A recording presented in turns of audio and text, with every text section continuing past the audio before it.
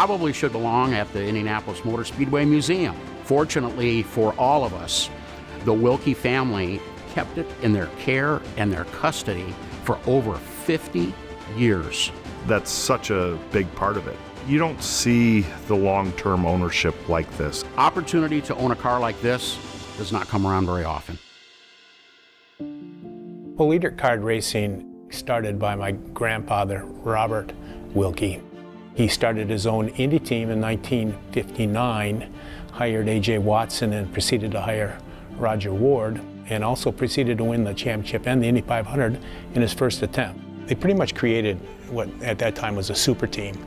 And for the next 12 years, they either won the 500 or should have won the 500, and I think they won 5 or so national championships. They very much established a reputation for being able to attract the top drivers, the great cars, and great crew chiefs. And that all paid off with a very colorful and lengthy history spanning 4 generations of Wilkies. A lot like the muscle car craze of the 1960s, Indianapolis race cars were going through a similar evolution. You had team owners and car builders trying everything under the sun. And it's interesting that a superstar such as Dan Gurney, that had seen success as a driver, was also able to take that talent and move that into a different direction as a car builder known as the Eagle chassis. This is Eagle 404. Dan Gurney drove this race car to a second place finish in 1968. This car was extremely competitive with Dan on the road courses. He had won 3 events, I believe, 2 in Mosport and 1 in Riverside, California.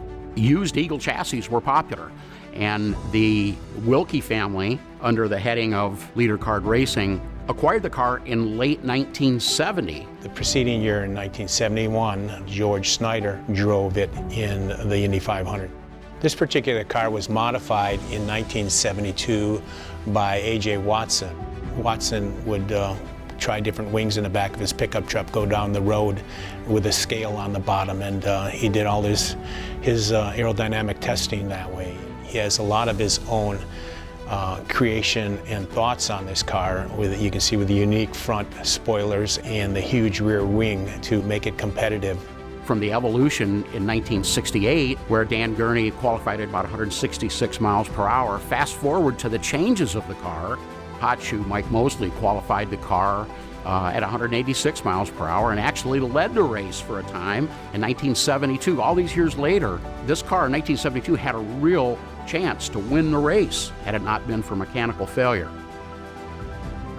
A.J. Watson restored this car as authentically as possible to the exact 1972 race spec. It's currently in running condition. Every detail that could be recreated has been. To look at this car, to walk around it, just to be in the presence of this car is a literal trip back into time. When you get older, you have it in the shop and you realize that it needs to be enjoyed by more people. You're seeing a certain level of rare car at every auction. But this car enters a different class where it's something you don't see.